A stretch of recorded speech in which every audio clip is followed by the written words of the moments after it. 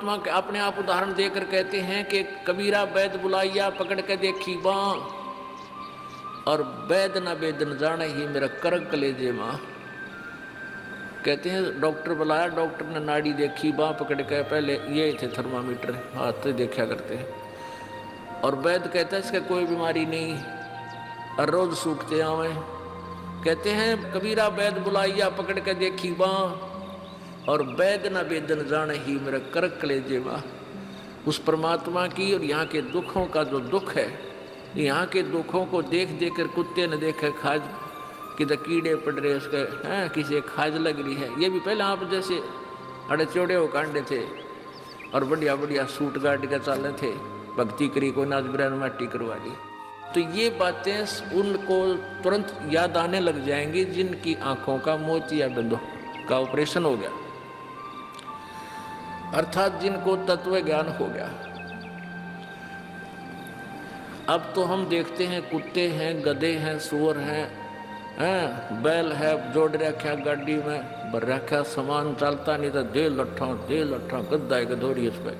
तो हमने सोचा ये तो ऐसे बनते रहेंगे और हम ऐसे ही मनुष्य बने रहेंगे। काल ने ऐसी बुद्धि भ्रष्ट कर रखी हमारी, क्योंकि ज्ञान है नहीं। ज्ञान हो तो हम ये नहीं सोच सकते, क्योंकि यहाँ तो प्रत्येक प्राणी का अपना किया कर्म इसको मिलेगा। आज मनुष्य है, भक्ति ठीक की नहीं तो अगली योनियों अन्य प्राणियों की योनियों में जाएगा ही जाएगा। तो फिर ये बातें, यहाँ का यो कष्ट, किसी की किसी का हाथ कट रहा, किसी की टांग कट गई, कोई अंधा हो रहा, किसी का बेटा मर गया, किसी की बेटी मर गई, एक परिवार में दो दो तीन दिन इकट्ठे मृत्यु हो रही है। अब उस परिवार के स्थान पर आप अपने को सोच कर देखो जो जश्न मनाने की तैयारी में है, तो फिर ये बकवादें अब पलट जाएंगी। 90% जो हम वेस्ट करते हैं अपना समय इस पेट के लिए और इस संसारिक इन बकवादों को जोड़ने के लिए, ये 90% अपने आप शांत हो जाएगी। ना दहेज लेंगे ना देंगे। किसी के 2 कन्या हो जाती है, उसको नींद आनी बंद हो जाती है। ऐसा हमने अपने आप एक मकड़ी वाला जाल फैला के आप पे फंस बैठे उसमें दहेज के चक्कर में, क्योंकि हमें ज्ञान नहीं। हम किसी से आज पैसा लेते हैं, अगले जन्म में वो पैसा वापस देना पड़ेगा।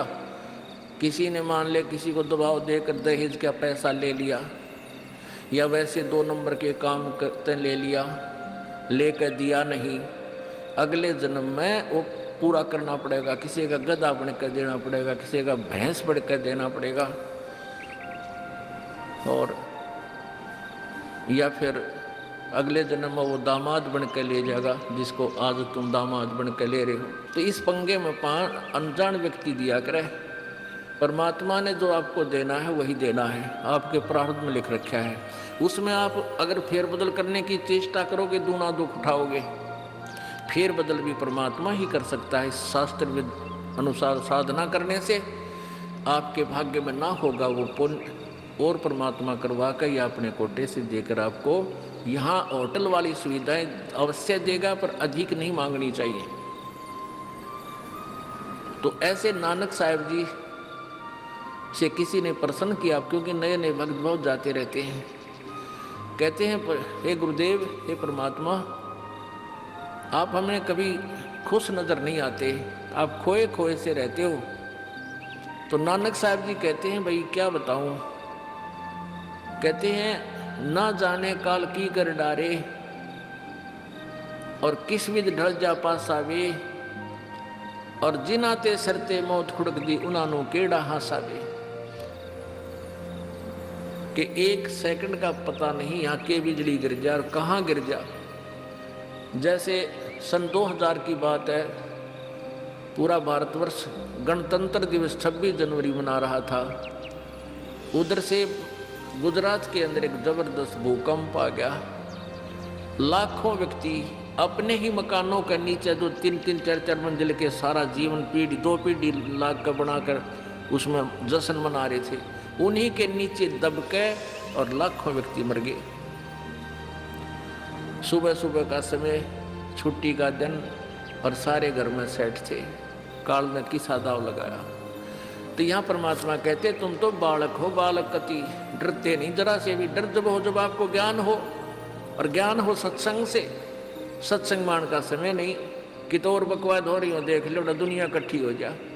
और यहाँ कितने भक्त आ पाते हैं, जो आ पाते हैं वो बहुत महान और पुण्य आत्मा है। उनके पिछले संस्कार इतने जबरदस्त हैं कि उनको प्रेरित करके लाते हैं, परमात्मा की रजा होती है उनके ऊपर। तो क्या बताते हैं, न जाने काल की कर डारे, और किस विध ढल जा पासावे, और जिना ते सरते मौत खुड़क दी, उन्होंने केड़ा हासावे।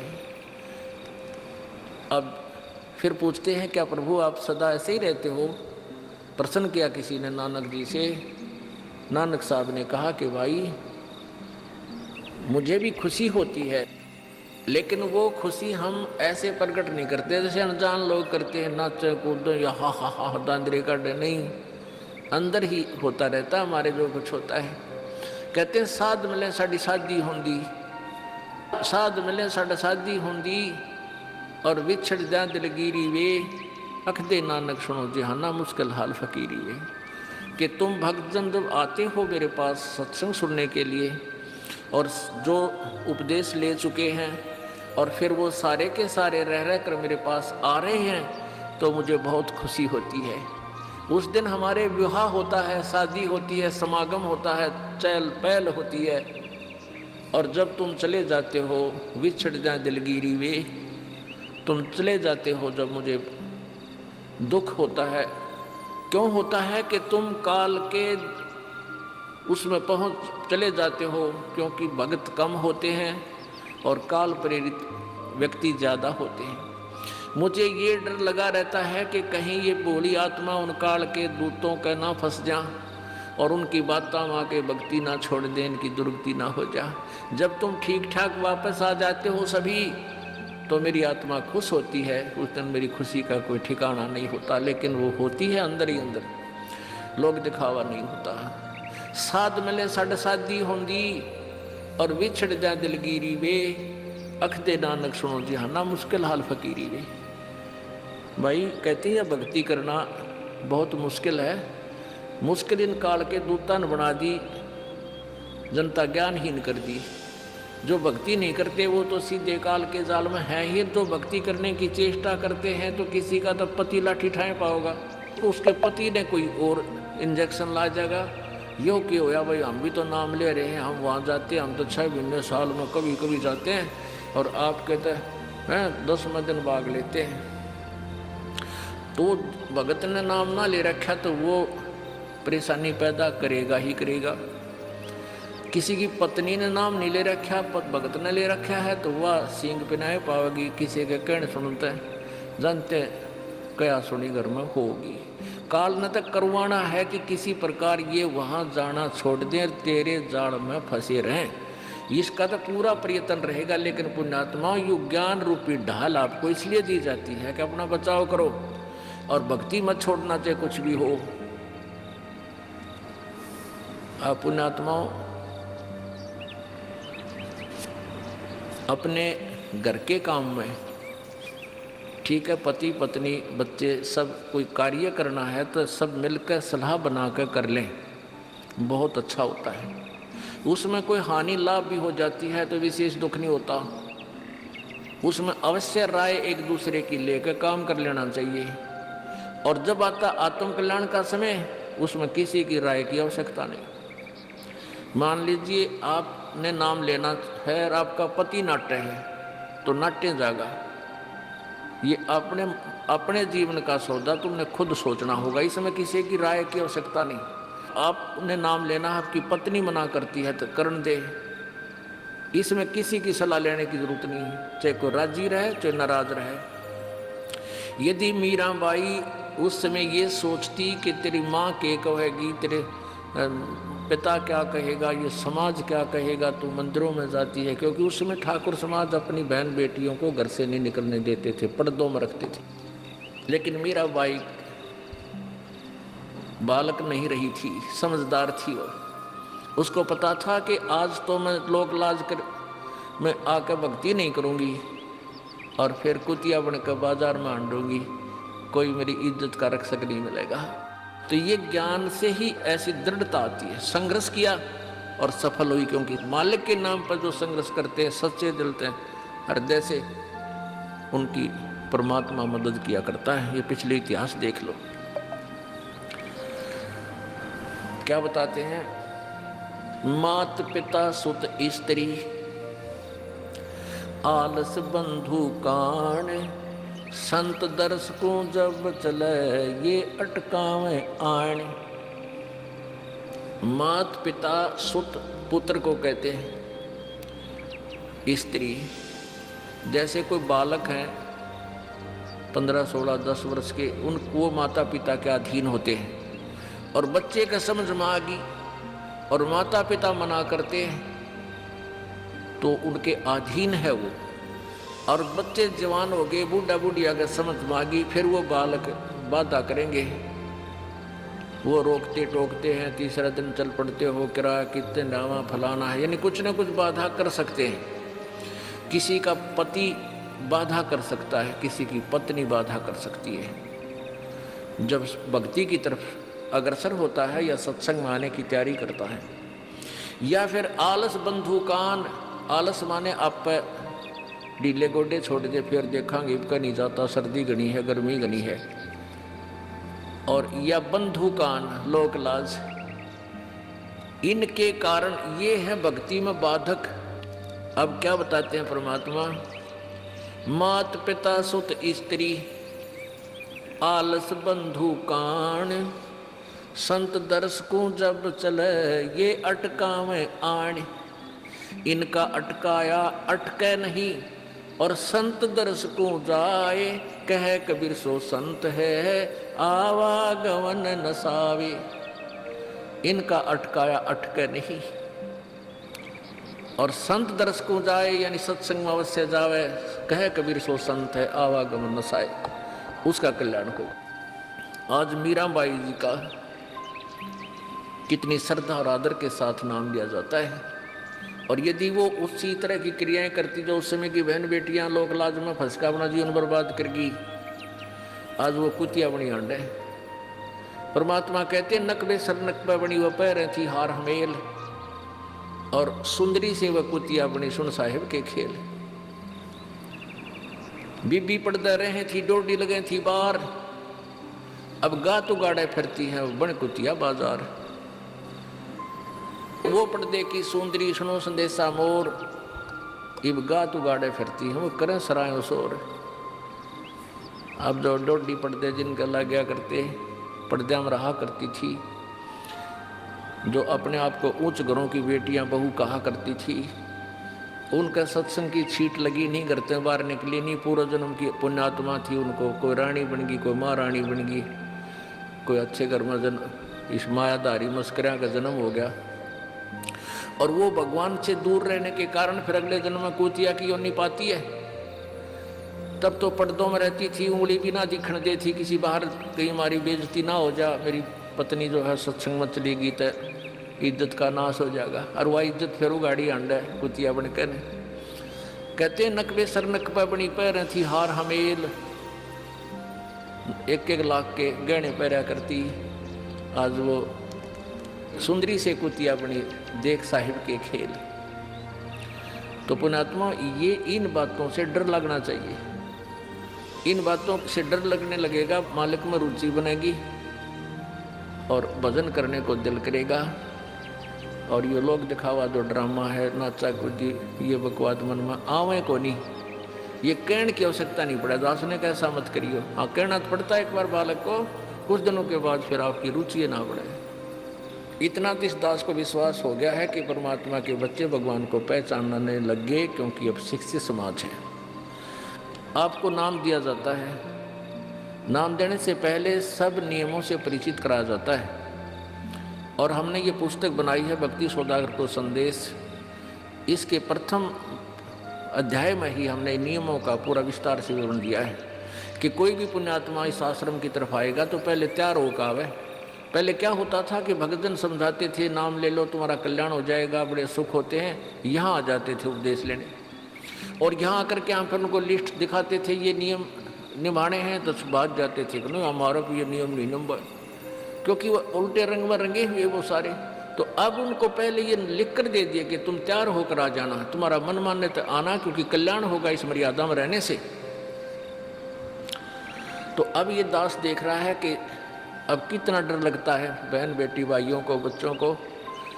अब वो कहीं, क्योंकि समाज हमारा जो है सारा का सारा समाज काल प्रेरित है, उन्हीं क्रियाओं को कर रहा है जो ना करने वाली होती हैं। और हमारा भक्त एक घर में एक व्यक्ति ने नाम ले लिया और 5-6 व्यक्ति वो सारे शास्त्र विरुद्ध साधक हैं, तो उनके साथ संघर्ष बनता है बेचारे का जा करके। फिर भी वो इतना दृढ़ है, डरता है, आकर पूछता है जी मेरे पे ऐसी गलती होगी, मेरा नाम तो खंडनी हो गया, आगे से नहीं करूँगा। तो कहने का भाव ये है कि पहचानने लग गए तुम परमात्मा को और संघर्ष करना सीख गए, आप सफल होगे, देख लेना एक दिन। ये नाखून पालिश लगाते हैं, होठों पर इसी बूंदी शक्ल बना लेते हैं, लाल वो लगा कर लिपस्टिक, इतना बेहुदी शक्ल बन जाती है। और कहते हैं अब ऐसी मर्यादा बन गई, बहन बेटियां कहते हैं कि हम ऑफिस में जाते हैं तो ये लिपस्टिक वगैरह नहीं लगाते, नेल पेंट नहीं लगाते, तो क्या कहते हैं उस दूसरे कि तुम्हारे घर में कोई मर गया क्या? अरे थारा गजब भैया, ये बकवाद करने तो सारे जी जाओगे तुम, अकल खत्म होगी। यानी एक मर्यादा बन गई, जो ऐसे उल्टे काम ना करे उसने हे समझन लागे। निरंजन धन तेरा दरबार जहाँ तनिक नहीं न्याय विचार, सारे उल्टे काम में राजी रहे। लेकिन हमारी बेटियां अब संघर्ष करती हैं कि हाँ उनको ज्ञान हो गया, वो तो बालक हैं, कुछ भी कह सकती हैं। तो अब हम सबको बताते हैं ये ऐसा नहीं करना, क्योंकि पहले हमारा ज्ञान गांव में ज़्यादा चला था। इस दास ने गांव में जाकर प्रचार किया, तो वहाँ तो ये था को ना लिपस्टिक का फंड था, ना कोई नाखून पालिश लाया करती, मेहंदी मुंदी ला लेती, तो यार वो भी मना कर दिया हमने, समझा दिया कि इसका कोई फ़ायदा नहीं है, अपना भक्ति करो। तो वो तो सब एक साधारण सी बात ही छोड़ छाड़ दी। ये शहरों में फैल गया परमात्मा का जो ज्ञान है। अब शहरों से जो बेटियां आती हैं वो सारे तो नाखुना से बुरे हाल तो सनाए पाओगी। और इधर बिहार में तो और बेगन हो रहा है, कति बुढ़ी बालक सारे लाल ये नाखुना न कति न कुसूती तरह पेंट करके लाओगे न चमकान दे। अब इनको समझाना पड़ता है कि ये नहीं करोगे तो मान जाते हैं कि नहीं आगे नहीं करेंगे हम। तो इनकी आवश्यकता भी क्या है? भगवान ने तो कितने सुंदर नाखून पहले बना के दे रखे, इन पर क्या फायदा और बकवाद करने की। तो मालिक ने जो अंग दे रखे हैं वो बहुत अच्छे बना के दे रखे हैं, इसमें हमको फेरबदल करें ये हमारी वो लोग दिखावा मेकअप है, इसकी हमें आवश्यकता नहीं। अब तो हम आपको बता रहे हैं, समझा रहे हैं पहली बार, फिर आप पे सियाने हो जाओगे, आपकी अब पर रुचि ना करे। जैसे नानक साहब कहते हैं, ना जाने काल की कर डारे किस विध डल जा पासा वे, जिना के सरते मौत खड़क दी नानों के डांसा वे। अब प्रसंग था कि साथ मिले साड़ी शादी होंगी और भी छड़ जाए दिलगिरी वे, अखदे नानक सुनो जहाना ये मुश्किल हाल फकीरी वे। तो नानक साहब क्या बताते थे कि तुम जाते हो यहाँ से सत्संग सुनकर और वहाँ आप ऐसे समाज में जाते हो जो सब काल प्रेरित होकर के वो साधनाएं, वो क्रियाएं, वो ड्रामाबाजी करता है, जिससे मुझे डर लगा रहता है कि कहीं आपकी क्रियाएं भंग ना हो जाएं और आप काल के मुंह में चले जाओ। जब तुम वापस आ जाते हो तो मुझे बहुत खुशी होती है कि परमात्मा के बच्चे काल के जाल से बचे हुए, तो उस दिन खुश होता हूँ मैं। और तुम चले जाते हो तो मेरी एक तो वो ज्ञान कि यहाँ काल का लोक है, ना जाने कब जाना पड़ जावे, इस कारण से डर से अपनी भक्ति करता रहता हूँ। और एक तुम्हारी भी चिंता खाती रहती है कि कहीं काल के जाल में ये बालक फिर ना फंस जाएं। तुम वापस आ जाते हो एज इट इज, तो फिर मेरी खुशी का ठिकाना नहीं रहता। साध मिले साड़ी शादी होंगी, साध यानी साधु संत, ये भक्त आप साध हो, साध माने जो साधना कर रहा है, और साधु सोए जो सीधा चाल है, यानी जो और लोग दिखावा बकवाद नहीं करता, शराब मांस तम्बाकू नहीं पीता और मेकअप वगैरह शरीर के वापस जरूरत नहीं। कहते पति भरता भावानी चोम चटक श्रृंगार, जो पति भरता यानी जिसने केवल अपने पति से ही लगा हुआ है, फिर उसने बकवाद करने की क्या आवश्यकता है। तो कहने का भाव यह है कि हम सच्चे ढंग से जब लगेंगे फिर हमने अब इच्छा ना हो किसी वस्तु की। परमात्मा कहते हैं इस काया का गर्व ना करियो के काला के गोरा रे, और बिना भजन इसका कुछ काम ना आवे, चाहे एतर छड़को चारों ओरा रे। ये शरीर क्या है, ये गोरा दिखा है चाहे काला किसी का, इसने थोड़ा सा छोल के देख लो, एक जैसा कबाड़ सब में भरा पड़ा है। ये ऊपर पालिश का फर्क रखा है, और इससे नाम अच्छा गुंडा मान लेते हैं। नहीं, ये चाहे काला है चाहे टेढ़ा बेढ़ा है, चाहे किसा है बूढ़ा काना लंगड़ा है, इसमें जब भक्ति कर गया वो सफल है, और इस मेकअप में लग गया रहा वो असफल है, चाहे वो कितना सुंदर दिखता हो। तो पुण्यात्मा परमात्मा कहते ये मिट्टी है, इस मिट्टी से हमने लाभ उठाना है, इसे सोना बनाना है, भक्ति रूपी धन कमाना है, तो इसी से कमाया जाएगा। अब प्रसंग है कि झूठे सुख को सुख कहे, ये मान रहा मन मोद, ये सकल चबीना काल का, कुछ मुख में कुछ गोदी। अब परमात्मा अब बताओ, मैं आकर के बोली आत्मा हमें जगा रही है, हमने काल के कुएं की भांग पी रखी है, यहाँ की मान बढ़ाई और इस माया की। कबीर परमात्मा कहते हैं, कबीर ये माया अटपटी या त्रिगुणमयी माया, ब्रह्मा विष्णु महेश के द्वारा जो हमारे अंदर प्रेरणा कर रखी है, त्रिगुणमयी माया के इसे बता रहे हैं। कबीर ये माया अटपटी सब घट आने अड़ी, किस किस को समझाऊं ये तो कुएं भांग पड़ी। सब ने एक जैसा ही ज्ञान ग्रहण कर रखा है, सबके एक जैसे विचार हैं। अब झूठा सुख कौन सा है, इन कार कोठियों को हम अपना मानते हैं, संतान संपत्ति को अपना मानते हैं। इसका उदाहरण आपको दे दिया। परमात्मा कहते हैं राम नाम कड़ुआ लगे और मीठे लगे दाम, दुविधा में दोनों गए भाई, माया मिली ना राम। माया तो मिले को नहीं, यानी मान लीजिए आपके पास अरबों संपत्ति अरबों हो भी गई तो वह तेरी नहीं, आपको 2-4 रोटी सुबह 4 रोटी शाम है, और 1 वर्ष में गणे 4 कपड़े कुर्ते पजामे बहुत, 1 वर्ष में खत्म। अब पाटे को नहीं, ऐसा काम रह रहा आजकल। और 2 जोड़ी चप्पल जूते, और 1 खाट का स्थान, 1 चारपाई आ जा, गणित 2 आ जा, जितने एक परिवार एक व्यक्ति को 1 चारपाई।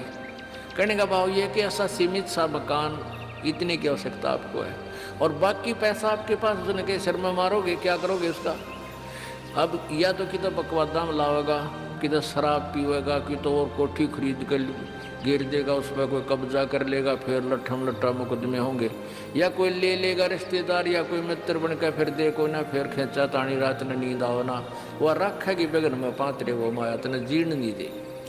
और माया तो परमात्मा कहते हैं इस जीव की सबसे बड़ी शत्रु है, जो भगवान से दूर करे। अभी झूठे सुख को सुख मान लिया, कार कोठी होगी, बढ़िया व्यापार बिजनेस या कोई नौकरी होगी, तो भगवान से 100 कोस दूर है वो प्राणी। कोई एक आध पुण्यात्मा इसे प्रेरणा होकर आ जाता, वो तो फॉर एग्जाम्पल होते हैं। तो परमात्मा कहते हैं इसे सुख का आग लगे जो भगवान से दूर करे। परमात्मा कहते हैं वो दुख अच्छा हमारे लिए जो परमात्मा के चरणों में हमें लगाए रखे। कबीर साहब कहते हैं सुख के माथे पत्थर पड़ो जिससे नाम रट देते जावे, और बलिहारी वो दुख जो पल पल नाम रटावे। कि हे परमात्मा इसे सुख की हमने जरूरत नहीं, जो भगवान से दूर करे। पत्थर पड़ो इसे सुख के ऊपर, और बलिहारी उस दुख के जो पल पल नाम रटावे। जैसे भक्त नाम ले रखा किसी ने और उसको कोई पीड़ा हो जाती है, चिंता शुरू हो जाती है उसको, हे भगवान कदे कैंसर ना हो जा, हे परमात्मा कोई और ऑपरेशन ना बन जा। तो वहाँ तक जाता है जहाँ डॉक्टर के पास, और भगवान याद रह कर आता है, और वहाँ जाकर डॉक्टर करता है अल्ट्रासाउंड और एक्सरे वगैरह करके बता देता है कि आपको वैसी कोई खास बीमारी नहीं है, नॉर्मल सी है, ये दवाई लो ठीक हो जाएगी। उसके बाद फिर परमात्मा के गुण कितने गाता है वो, जो भक्ति से दूर हैं वो तो भूल भाल जाते हैं, उनको तो परमात्मा याद आता है, कोई ना डॉक्टर दिखे। और पुण्यात्मा जो भक्ति करते हैं उनको डॉक्टर नहीं भगवान पहले दिखाई देता है। पुण्यात्मा, आपके प्रारब्ध में, आपके संस्कार में मृत्यु है और कैंसर से है, और वो होगी, नाम ले रखा आपने, और डॉक्टर ने भी डिक्लेयर कर दिया कि कैंसर है भाई। पीछे आपको उदाहरण दिया था, एक लड़का रोहतक से, इकलौता पुत्र, और 10 साल के बाद पुत्र प्राप्ति हुई, और उस लड़के का कान में कैंसर बता दी, PGIMS रोहतक तक। उन डॉक्टरों ने फाइनल कर दिया और उसका पूरा डाटा अपने मोबाइल में नोट कर दिया कि इसका ऑपरेशन करवा ले और दिल्ली ले जा, हम नहीं कर सकते। वो रोता हुआ यहाँ आए। अब क्या है कि ये काल बड़ा उस्ताद है, थोड़ा सा सुख होते ही भगवान ने भूलन लाग जाए। वो 5 महीना में आए हमारे पास रोहतक से, जबकि आए महीना आना चाहिए था। 5 महीने में पता करा भाई कितने दिन में आए, वो 5 महीने वाला गेला। हमें भी ज़्यादा खींचातानी करें भाई इतना लेट क्यों हो गया, तो भगवान ने नहीं चाहिए तो फायदा क्या होगा। ये कुदरती है, जब इस महीने 2 महीने में आपका प्रेरणा नहीं उठी, लोर नहीं उठी आने की, तो फिर भक्ति कहाँ चल रही है आपकी। बंधन तोड़ कर आ जाओगे जिसके अंदर भक्ति चल रही है, तो कितनी दूर भी क्यों नहीं है इंसान। भारत में कोई दूर थोड़ा, कोई वीज़ा थोड़ा बनवाना है दोबारा आने के लिए, और वो भी नहीं आ पाते हैं, फिर भक्ति नहीं चल रही उनकी। तो फिर रो दोनों, और लड़का भी रो, उसकी पत्नी भी रो, उसका बाप भी, दोनों। वो लड़का छोटा ही था, 12-13 साल का। कहने लगे जी कैंसर बता दी, हमारा इकलौता पुत्र है। बुरा हाल मेरी नहीं सुने, रोए रो। वहाँ बेटा बात सुनो, आप दोबारा चेक कराओ और पूरी श्रद्धा रखना मालिक में। आप दोबारा ऑपरेशन कराने से पहले चेक जरूर करा लेना। ऑपरेशन नहीं मना करता मैं, और ऑपरेशन भी मालिक की दया से सफल होया करे इसी बूंदी बीमारी का। तो उनके यह बात जच की, जानते डॉक्टर से कहा जी इसको ऐसे, वो रिपोर्ट दिखाई, और फिर कहा जी, वो डॉक्टर ने कहा अभी मैं दोबारा चेक कर लूँगा। मालिक प्रेरणा करता है कि एक बार चेक करना पड़ेगा, मैं ऑपरेशन करने से पहले चेकिंग फिर करूँगा। दोबारा चेक किया, उसने बताया इसके कोई कैंसर नहीं है, और कान की हड्डी बढ़ है, और 6 महीना में एक बार दिखा जाइए, आप पर ठीक हो जाइए। अब पुण्यात्माओं, अब उस परिवार के को भगवान कितना प्यारा लगेगा, कितनी श्रद्धा बढ़ेगी। और आए महीने 2 चक्कर काटेंगे, तो इंसान तो होंगे, शैतान होंगे, तो फिर आपत्ति आओगी उन पर। भगवान से दूर होते ही फिर ये विरानमटी होगी। तो कहने का भाव ये है कि सुख के माथे पत्थर पड़ो जो नाम हृदय ते जा, और बलिहारी उस दुख के जो पल पल नाम रटावे। संत शरण में आने से फिर आई टले बला, और जय मस्तक में सूली होवा कांटे में टल जा। ये मालिक की वाणी है, गलत नहीं हो सकती। इसका हम कितना लाभ उठा सकते हैं वो हमारी अपने अंतःकरण की जो है व्यवस्था के ऊपर डिपेंड करता है। हमारी कितनी भावना है, कितनी हमारी लगन है मालिक में। अब कुछ भक्त ऐसे भी आते हैं जी, हमें लाभ ना होया, पाठ भी करा लिया, जोत भी चढ़ा दी, और 3 बार आ लिया मैं, ईसा डठोरा दिखाऊंगे, मेरा ऊपर जानो बहुत बड़ा, मुझे ही ज़्यादा आवश्यकता है, इसने कती नहीं। वो बेचारे बालक हैं, 1ली 2री कक्षा के, वो कुछ भी बोल सकते हैं, उनको ज्ञान ही नहीं। और ऐसे लाखों लोग हैं जिनको निरे सुख हो लिए। तो परमात्मा तो वही है, एक ही ट्रांसफार्मर में तो सबको कनेक्शन दे रखा है, और जिसके पंखे कूलर चल रहे हैं वो भी उसी लाइन से जुड़े हैं, और जिनके नहीं चल रहे हैं वो भी उसी लाइन से जुड़े हैं। तो उनका कोई कनेक्शन डिफेक्टिव है, उसको फिर चेक कराएं, लाइट पावर वही है। कहते हैं सतगुरु के दरबार में कमी काहे की ना, अंसा मौज नहीं पावता तेरी चूक चाकरी में। कि इस परमात्मा के दरबार में किसी चीज की कमी नहीं। और परमात्मा आप पर बताते हैं कि यदि तुझे लाभ नहीं मिल रहा तेरी चूक चाकरी में, आपके अंदर कोई श्रद्धा में कमी है, आपकी भावना में कमी है, या आपका कनेक्शन लूज है, आपका कनेक्शन कट ऑफ हो गया, वह पावर आ नहीं रही। इस परमात्मा कबीर जी के शब्द कोश में असंभव शब्द नहीं है। इस कबीर परमेश्वर की डिक्शनरी में इम्पॉसिबल वर्ड नहीं है।